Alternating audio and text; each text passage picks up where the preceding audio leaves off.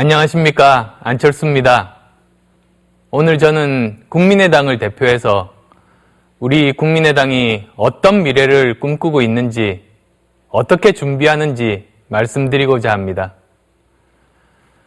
겨울과 봄 사이 3월입니다.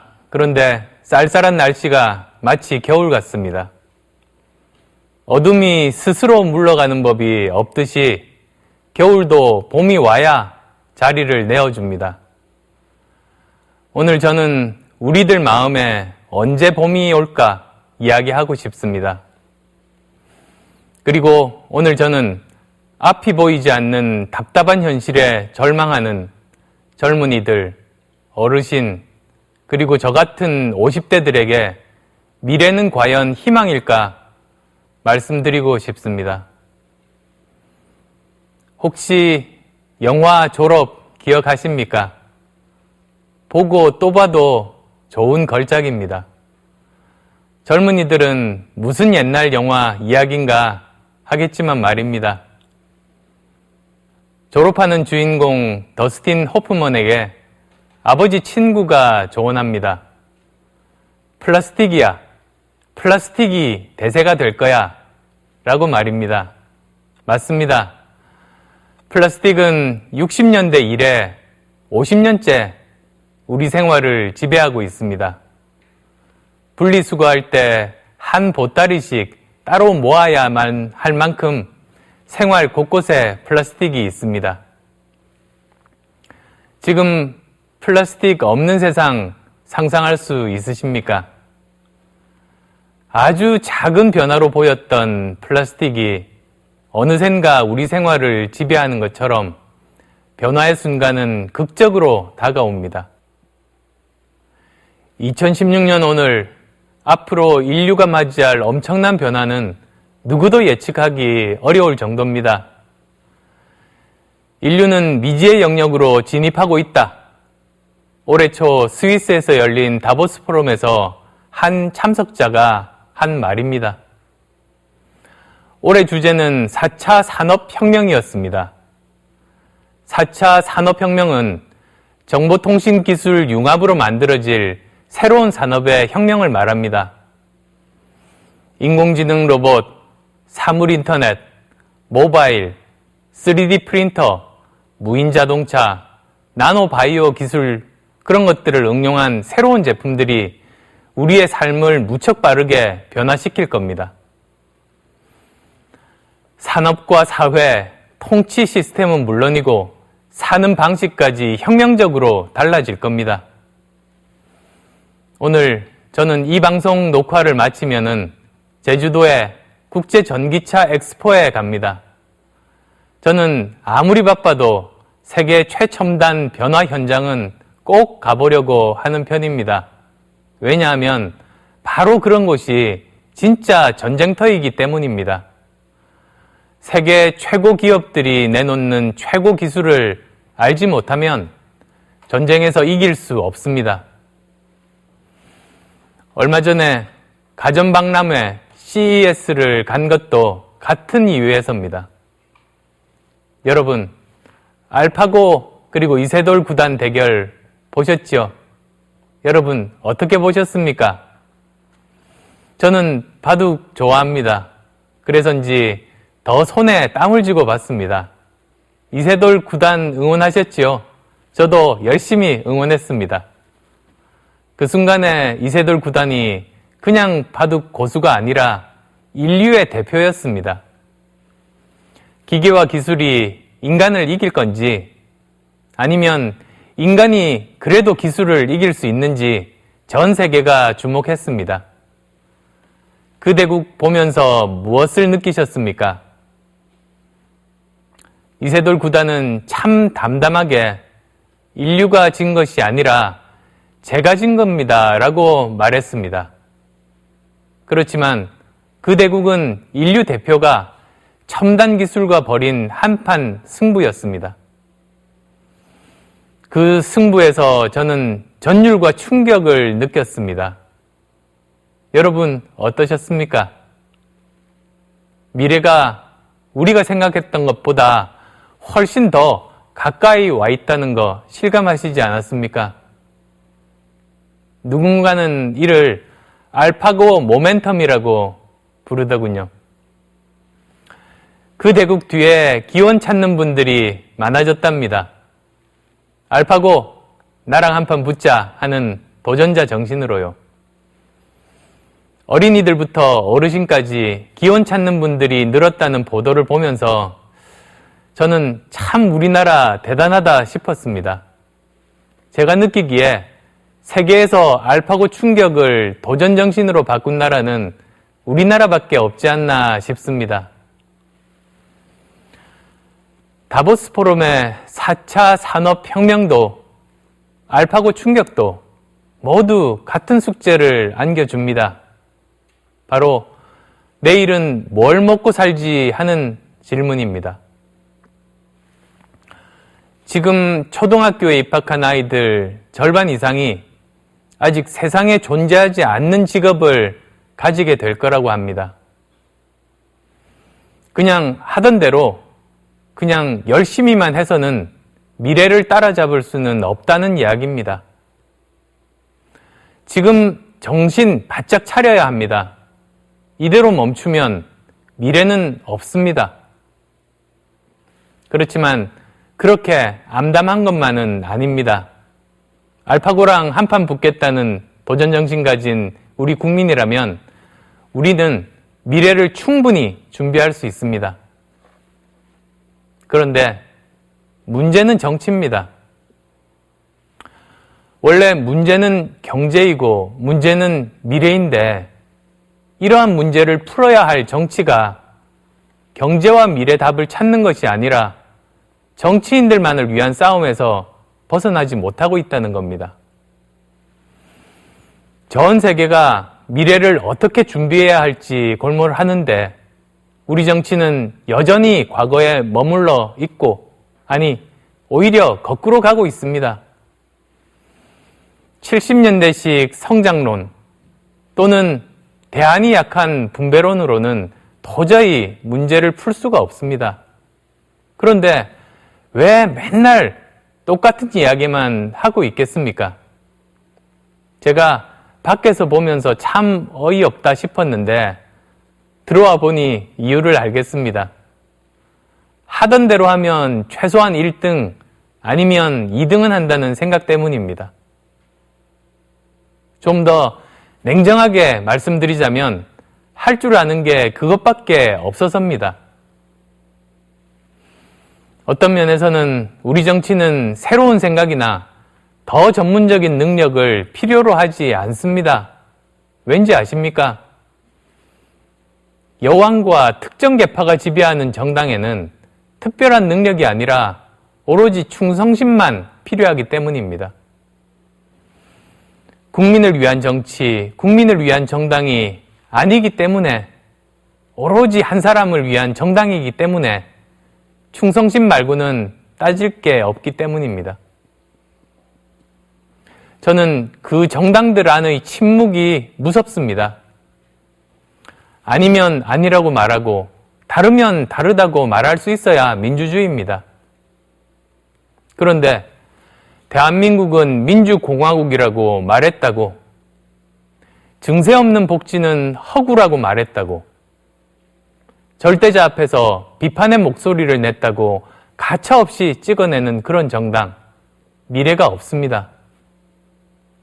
그런 정당이 대한민국 미래를 책임질 수는 더더욱 없습니다. 또 어떤 정당에서는 한 정당의 대통령 후보가 한 사람만 있어야 한다고 거리낌이 없이 말하는 짜르 뒤에 실제 당의 주인들은 숨어 있습니다. 총선 뒤에는 다시 그 모습을 드러낼 겁니다. 그래서 저는 분명하게 말씀드립니다. 여왕과 특정 계파가 지배하는 거대 양당에는 국민이 없고 미래도 없다고 말입니다. 지금은 더 이상 기다리고 미룰 수 있는 때가 아닙니다. 세계경제포럼의 미래고용 보고서는 4차 산업혁명으로 로봇과 인공지능이 보편화되면서 앞으로 5년간 선진국과 신흥시장을 포함한 15개국에서 일자리가 무려 710만 개가 사라질 걸로 예상했습니다. 같은 기간에 새로 생겨나는 직업 210만 개에 불과하답니다. 제가 간절하게 지금 바로 정치를 바꿔야 한다고 말씀드리는 이유입니다. 거대 양당 체제의 저 낡은 시스템으로는 결코 대한민국 미래를 준비할 수도 개척해 나갈 수도 없습니다. 세상에는 네 부류의 사람이 있습니다. 변화를 이끄는 사람, 변화를 뒤쫓는 사람, 변화를 두려워하는 사람, 그리고 변화에 둔감한 사람입니다. 엘빈 토플러는 기업은 시속 160km로 달리는데 정치는 5km로 천천히 움직이고 법은 아예 2km 속도로 느리게 간다고 한탄했습니다. 그런데 한국 정치는 이보다 훨씬 느립니다. 이렇게 가서는 미래가 없습니다. 과학기술혁명이 인류에게 어떤 영향을 미칠지는 누구도 자신 있게 말할 수 없습니다. 과거에 산업혁명이 미친 영향도 당시에는 충분히 예측하지 못했습니다. 그렇지만 분명한 사실은 인공지능 로봇, 사물인터넷, 무인자동차, 3D 프린팅, 나노기술, 바이오테크 같은 기술이 세상을 혁명적으로 바꿀 것이라는 점입니다. 그리고 이런 기술혁명을 선도하는 국가와 기업이 세계를 지배할 것이라는 것도 분명합니다. 국민의당은 비례 1번으로 신용현 한국표준과학연구원장을 추천했습니다. 신 원장은 국민과 함께하는 국민연구소라는 슬로건으로 한국표준과학연구원을 이끌어왔습니다. 1984년 연구소에 들어가서 30년 이상을 한 우물만 판 과학기술 표준 역사의 산 증인이기도 합니다. 비례 2번은 오세정 서울대 물리천문학부 교수입니다. 오 교수는 한국 기초과학의 대표적인 분입니다. 학계에서 아주 존경받는 분입니다. 서울대 총장 후보로 선출되기도 했습니다. 선거에서 1등 했는데 대통령 임명장 못 받았습니다. 대통령께서 다른 분에게 임명장을 줬다고 합니다. 저희 국민의당이 비례 1번, 2번을 이렇게 과학기술계의 존경받는 실력 있는 분들을 추천한 것은 낡은 과거를 넘어서 미래를 개척하기 위해서는 힘을 집중할 때라고 보기 때문입니다. 이번 총선은 과거와 미래의 선택이고 대결입니다.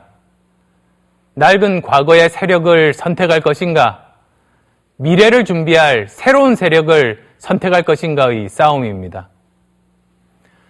제가 낡은 기득권 양당 체제를 깨야 한다고 말씀드리는 것도 정치가 이제는 과거에 머물러 있어서는 안 되기 때문입니다. 이제는 단순히 미래를 예측하는 것으로는 턱없이 부족합니다. 우리 스스로 우리의 운명을 통제하기 위해서 미래를 창조하는 과정의 주인이 되어야 합니다. 제가 평소에 좋아하는 페이팔 창업자 피터 티일도 미래는 기다리는 것이 아니라 만들어가는 거라고 강조했습니다. 저는 우리 아이들의 미래를 위해서 두 가지를 제안하려고 합니다. 먼저 미래 먹거리, 미래 일자리를 위한 담대한 계획과 투자가 필요합니다. 20대 국회가 열리면 미래일자리위원회부터 만들 것을 제안합니다. 교육, 산업, 자원, 노동 등 각 분야를 포괄하는 미래일자리위원회에서 앞으로 10년간 매년 1년 예산의 1% 정도를 미래를 위해서, 자라나는 아이들을 위해서 교육훈련과 과학기술 기반을 만드는데 추가로 투자할 것을 제안합니다. 미래를 위한 투자에 여야가 따로 있을 수는 없습니다. 정쟁의 울타리를 넘어서 자라나는 아이들, 청년들의 꿈을 위해서 정치권이 최선의 노력을 기울여야 합니다. 글로벌 저성장과 미래 일자리 쇼크를 해결하기 위해서는 국민적인 합의, 지혜, 절실합니다.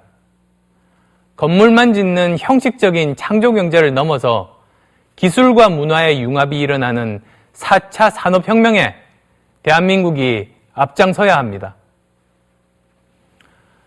다음으로 어떤 미래가 와도 적응할 수 있도록 국민께 교육 기회를 제공해야 합니다. 지금 초등학생들 절반 이상은 새로운 직업을 찾아야 합니다. 초중, 고, 대학 교육을 전면적으로 바꿔야 합니다. 초중고에서 프로그래밍 언어 가르치고 코딩하는 방법 가르쳐야 합니다.